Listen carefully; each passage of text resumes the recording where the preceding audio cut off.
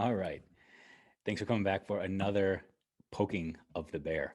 As you know, in this short little video series, I am not trying to profess that I have answers to anything. Actually, the exact contrary. I'm not pretending to have the answer to anything. I'm really expressing a lot of things that I don't know, a lot of questions that I have, and hopefully a lot of questions that you should have as well. As I poke the bear, I'm hoping that I will generate conversations, that you will push back, that you'll ask questions, that you'll engage in dialogue and discussions that you might not have had before. And today, in this video, I'm going to talk best practices. Best practices, a term that we throw around all the time in education. We say that we want to that our school only utilizes best practice in instruction, best practice in professional development, best practice all over the place. But you realize that no two schools do things the same way.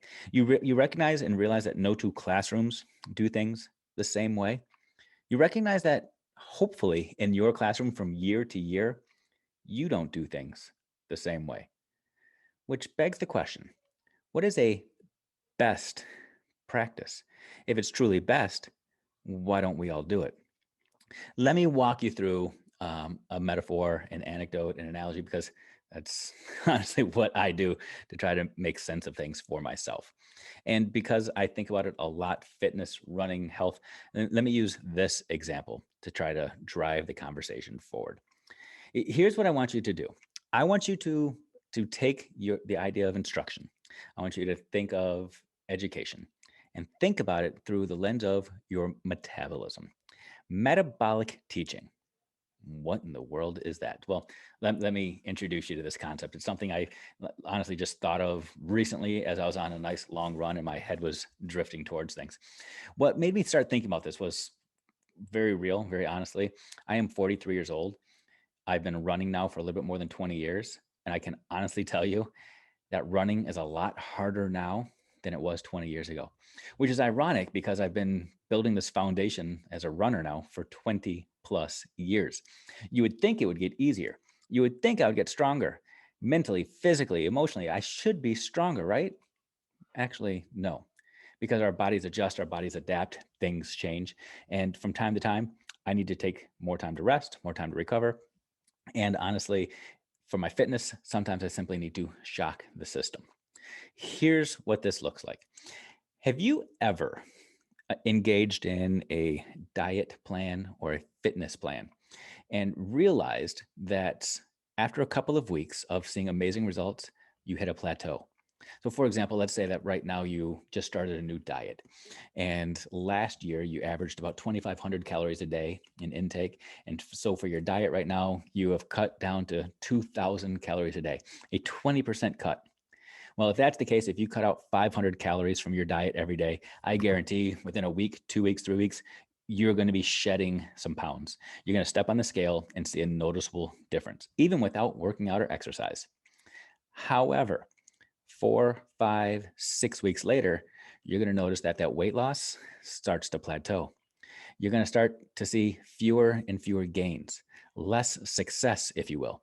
And that's because our bodies adjust, our bodies adapt. Our bodies are super complex organisms and systems that adjust and adapt.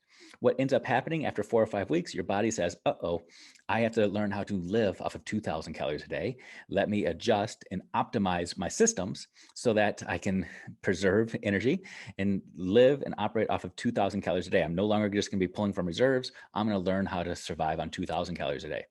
So after 6, 8 weeks, in order to continue to lose weight, in order to continue to stay fit and stay on track, you actually need to shock your metabolism. You need to do something different and dramatic. And honestly, sometimes that means you have to start eating more. You have to have some of those cheat days. You have to eat some ice cream from time to time. So your body says, uh-oh, I don't know what to do, and keeps it guessing. And your body can continue to adjust and see the gains. I'm going to challenge you in your classroom that from time to time, you need to shock the system. You need to take what is best, utilize it, but then continue to adapt and adjust. As a person who has been an educator for 21 years now, it would be easy for me to continue to educate, continue to teach, continue to think about instruction the way that I've thought about it now for more than 2 decades, to continue to do things the exact same way. But if I do, I will not see the same success I used to see, even if everything else stays the same. Even if I continue to do the lessons the same way, instruct the same way, have the same passion, the same energy, connect with students, all the same things that are best, I'm not going to see the results.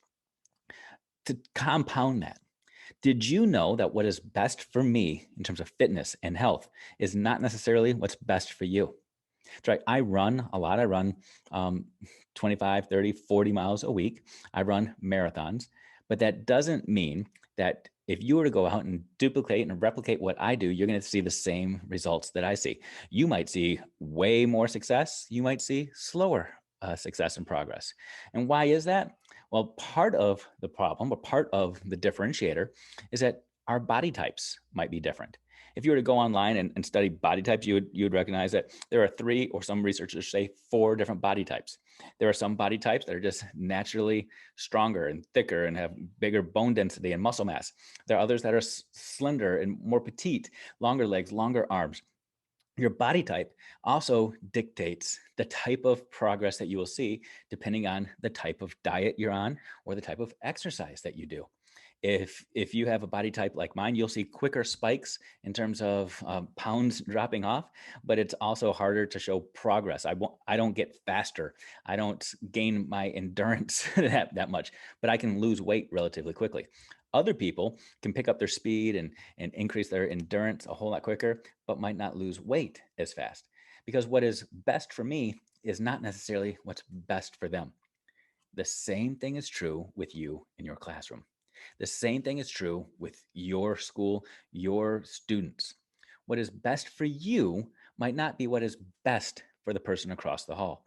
Yes, listen to their ideas. Yes, listen to their success stories, but recognize it needs to be adapted to who you are. In schools today, we talk about differentiated instruction all the time, but we very rarely talk about differentiating for instructors. I'm going to challenge you.